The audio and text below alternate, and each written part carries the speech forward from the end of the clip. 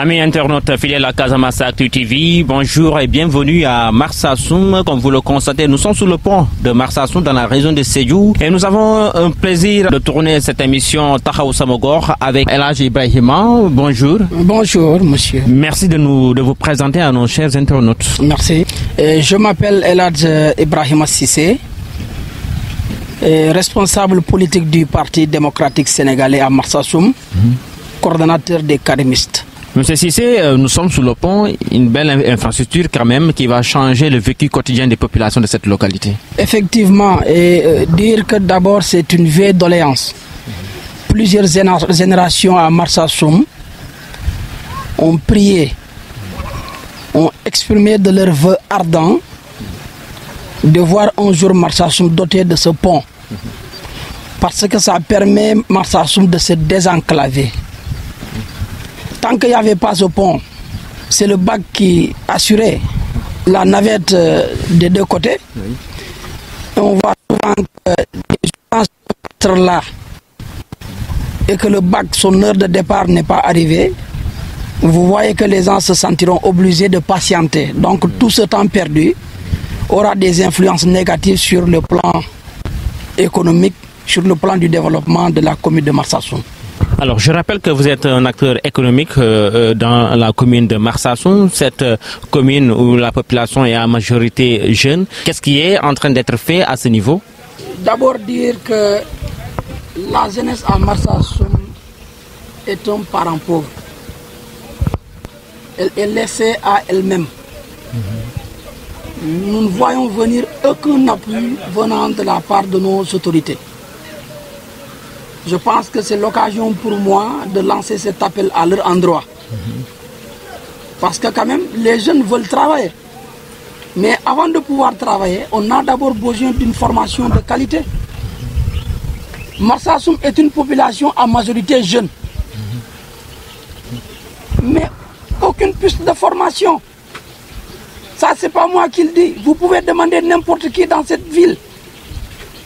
Ils vous diront la même chose. Et pourtant, la jeunesse est une compétence transférée. Les autorités ont le devoir de veiller sur la jeunesse, les accompagner, les encadrer, faire de telle sorte qu'elle puisse s'épanouir culturellement, économiquement, socialement. Il n'y a pas de travail, il n'y a pas de formation dans cette ville. Peut-être que depuis quelque temps, un an maintenant, il y a une dame qui se nomme Dr Annette Seck Ndiaye, qui est directrice nationale de la pharmacie nationale d'approvisionnement. Elle est la fille du ministre d'État, professeur Hassan Seck. Elle vient presque chaque mois dans cette commune. Elle montre qu'elle aime Marsassoum à travers ce qu'elle dit et ce qu'elle fait. Tout Marsassoum est témoin. Elle est en train de former 400 femmes pour qu'elles puissent devenir leaders dans leur domaine, dans des transformations des fruits. Et moi, d'ailleurs, mon épouse fait partie de celles qui sont formées. Des jus de différents goûts. Chaque soir, nous en goûtons. Grâce, n'est-ce pas, à cette formation. Et demain, si elles bénéficient d'un financement, je sais que facilement, elles peuvent pratiquer ces métiers. Et ça peut leur être rentable. Et je lance aussi l'appel à l'endroit de la dame, Dr Annette Seck Ndiaye. Au-delà de la formation, travailler à leur trouver des moyens de financement pour les accompagner, pour que tout ce travail ne soit pas vain. Voilà. Maintenant, pour les autorités locales, on ne voit rien venir venant de leur part. Ça aussi, c'est la vérité. Alors pour l'autonomisation des femmes, comme vous l'avez dit, au-delà de cette dame que vous venez de citer, il y a différents services de l'État, en tout cas décentralisés dans les différentes communes. Est-ce qu'à Marsassoum quand même, vous sentez la présence de ces différents... Franchement, nous ne le sentons pas. Nous sommes dans un trou. On ne voit rien venir. Et d'ailleurs, c'est comme quelque chose de dangereux que de poser cette question. Est-ce qu'on n'a pas droit de bénéficier, n'est-ce pas, des avantages de ces services de l'État? Mais quand même, à Sédhiou, quand même, vous entendez parler de l'ADER, de l'ANPES, ANPES, de PAPES, de toutes ces structures mises en place quand même. On entend ANPES, on entend tant d'institutions, d'organes d'État, qui sont mises en place pour accompagner les jeunes à se former, à bénéficier des financements de l'État. Mais à Marsassoum, pour vous dire, nous ne le sentons pas.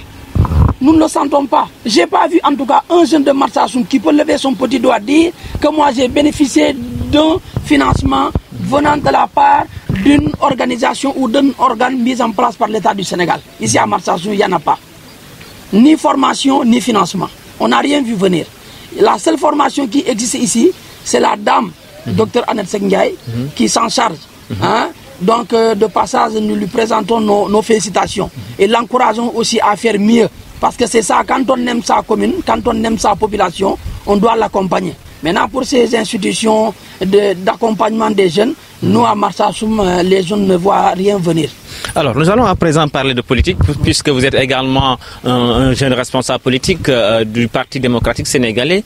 Alors, le Parti démocratique sénégalais qui n'existe pratiquement pas dans certaines communes, est-ce qu'à Marsassoum, vous vous débrouillez quand même?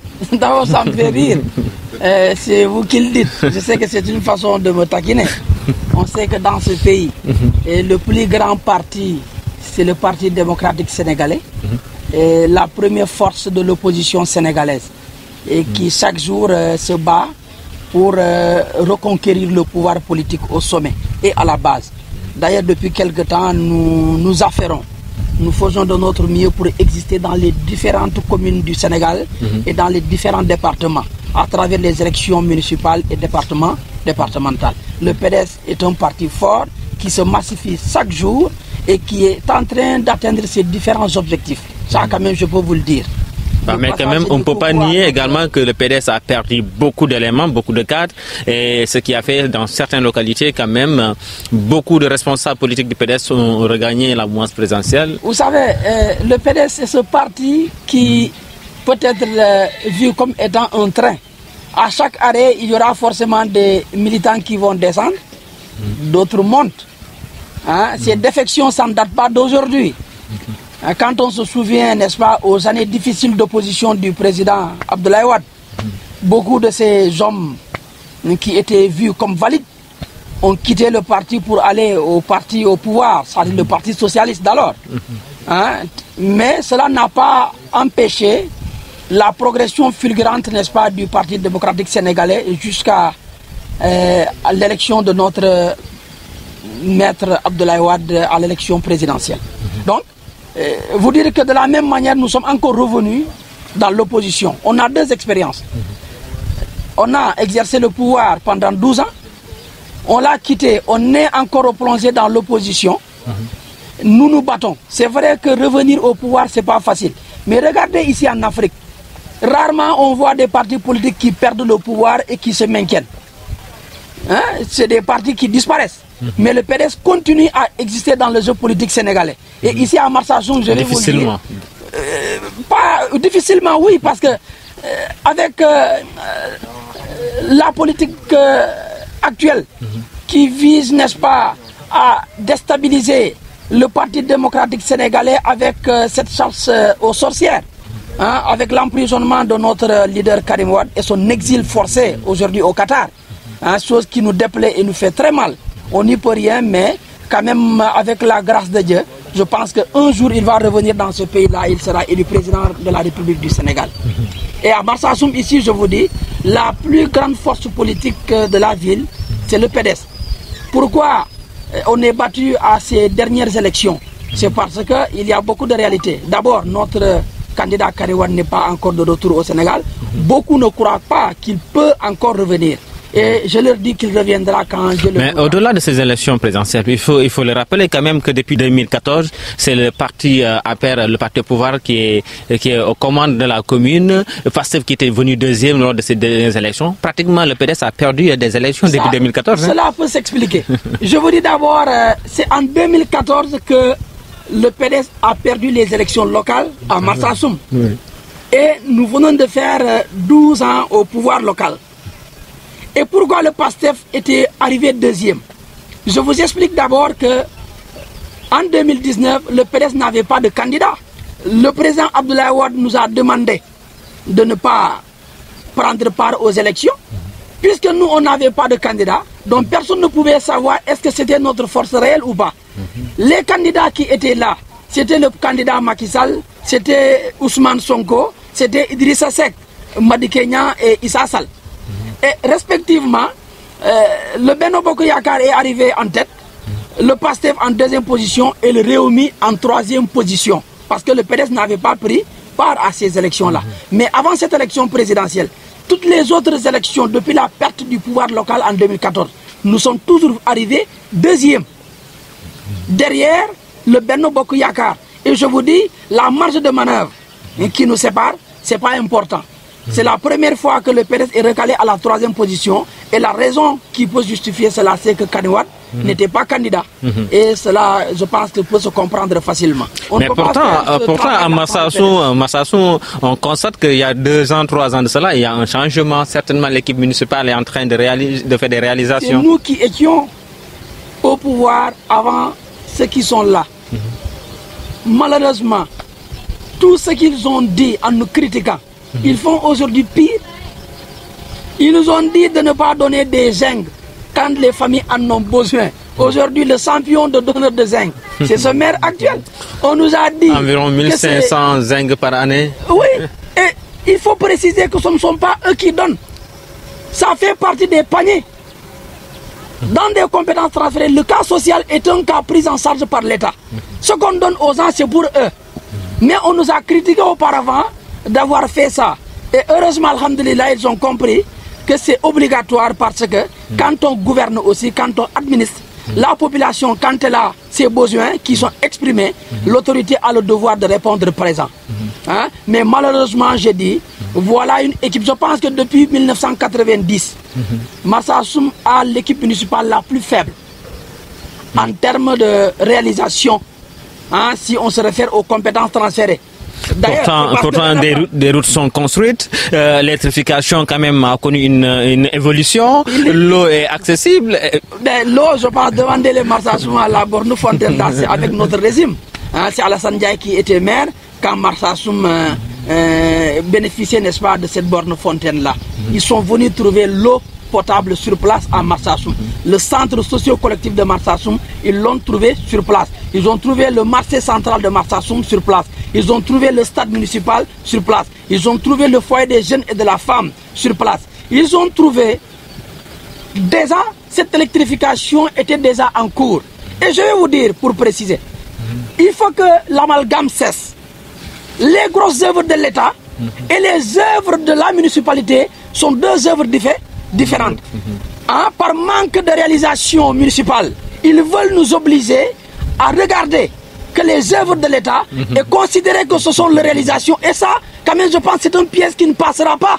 Parce que les Marsassoum ont compris que ce pont, cette route, c'est du Marsassoum, cette route du Boudé, ces rues intérieures de Marsassoum, cette électrification, ces lampadaires, sont les œuvres de l'État. Dans le cas de Promoville. Oui, donc il ne faut pas que le maire de la place pense que les Marsassoum seront bernés à ce niveau et croire que c'est lui qui a fait ça. Il n'a pas vu la couleur de cet argent. Il ne sait pas comment même on a contracté au sommet. Il n'a fait qu'observer comme nous. Là, vous êtes en train de dresser un bilan négatif. Catastrophique. Un bilan catastrophique. Je pense que le foncier à Marsassoum est un problème crucial. Les Marsassoum veulent qu'il soit édifié sur comment le foncier est géré à Marsassoum. Quand même, nous, nos parents, nos ascendants, ce qu'ils nous ont laissé, c'est la terre pour cultiver, manger, faire nourrir la famille. Donc si on nous reprend tout ça...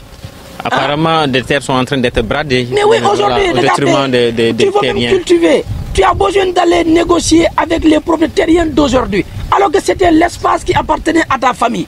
On ne sait même pas, quand on a pris, comment c'est géré. Nous voulons qu'on publie la liste des bénéficiaires des lots pour que les gens sachent quand même qui a combien et qui n'a pas. Parce que ce n'est pas normal que de simples citoyens peinent à avoir un lopin de terre pour l'habitat et qu'on voit certains avoir 50 lots, voire 60, voire 40.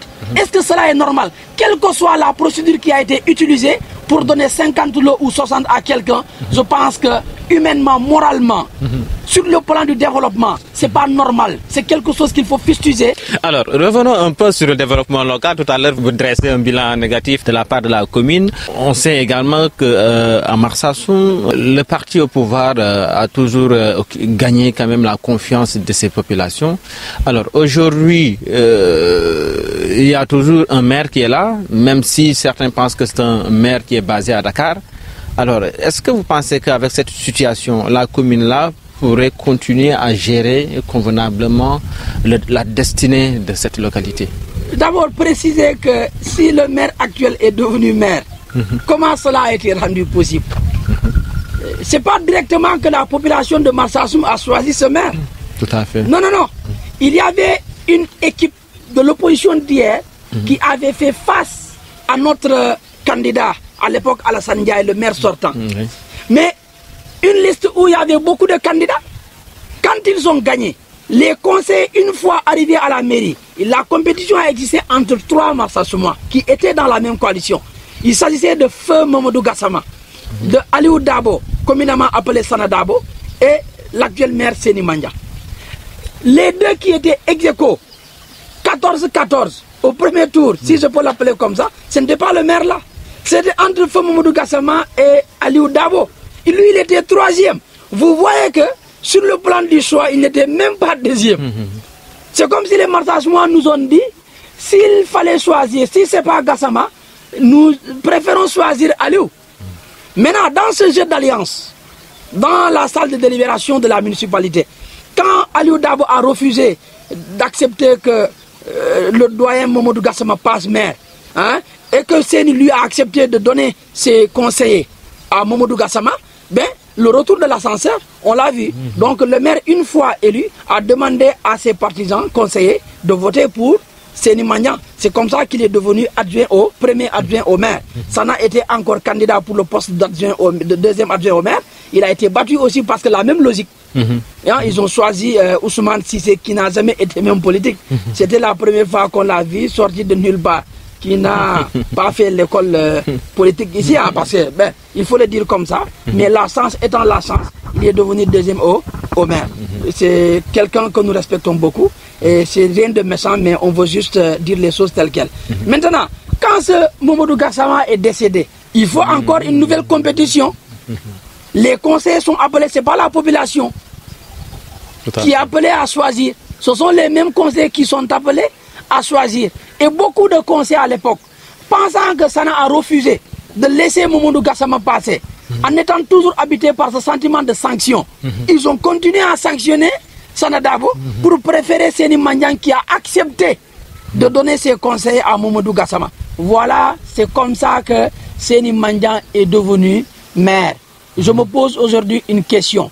S'il a la légalité de son côté, je me demande est-ce qu'il est légitime. On sait que également à Marsassoum, il y a un véritable problème d'infrastructure scolaire, puisque le CM qui abrite le lycée est fait d'abri provisoire. Le nouveau lycée également n'est pas encore construit. N'est-ce pas là une entrave quand même à l'éducation qui est un droit pour toute la population? L'éducation est à la base de tout progrès social.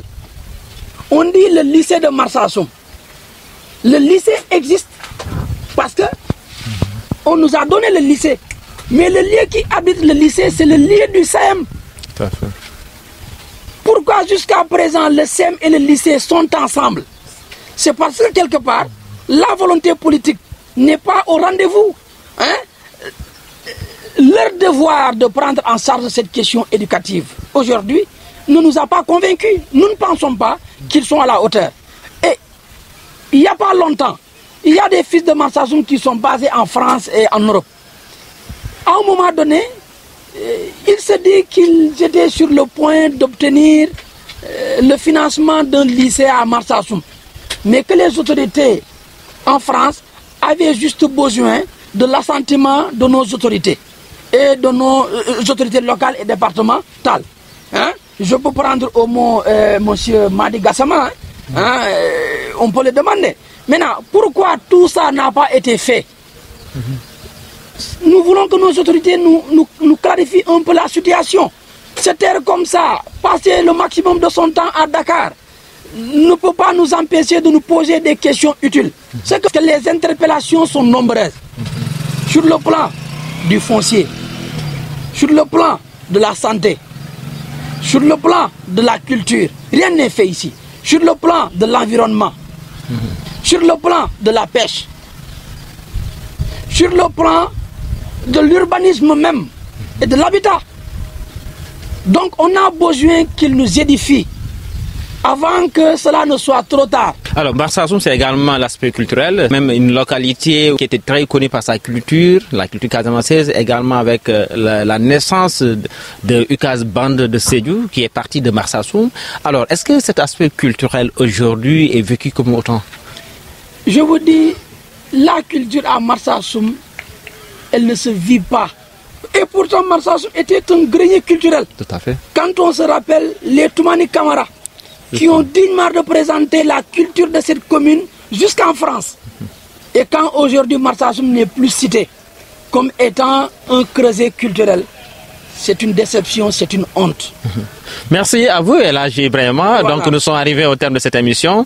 Nous vous remercions quand même de nous avoir accordé ces quelques minutes en tout cas d'entretien. Merci beaucoup, monsieur Mbo de CasamanceActu.com. Et nous vous remercions parce que c'est ça aussi. Il ne faut pas donner la parole à ceux qui sont déjà vus déjà. Il faut aller à la base, essayer un peu de valoriser les jeunes, les écouter parce qu'ils ont beaucoup de choses à dire. Et je sais que je ne suis pas le seul Marsassouma. Vous allez rencontrer d'autres aussi, ils vous diront beaucoup de choses que moi je n'ai pas dites ici. Donc j'ai dit à cette jeunesse-là, battons-nous, soyons courageux, soyons déterminés. Et de passage, je remercie tous mes collaborateurs politiques du Parti démocratique sénégalais et de l'opposition. Au-delà de ces œuvres de l'État, on ne voit rien venir. Et nous pensons que ça ne doit pas continuer comme ça. Mes internautes, encore merci à vous également qui nous suivez depuis Marsassoum, cette commune, cette belle commune, en tout cas de la région de Sédhiou. Et comme vous le constatez, nous sommes sous le pont, le nouveau pont en tout cas qui suscite déjà de l'espoir de la part de ces populations. Nous remercions toute l'équipe de Casamance Actu depuis Marsassoum. Dembo Junior Koli était à la présentation, Marik Thiam derrière la caméra, à la réalisation Fatou Dien. Merci à vous et rendez-vous dans d'autres localités de la Casamance avec Casamance Actu TV.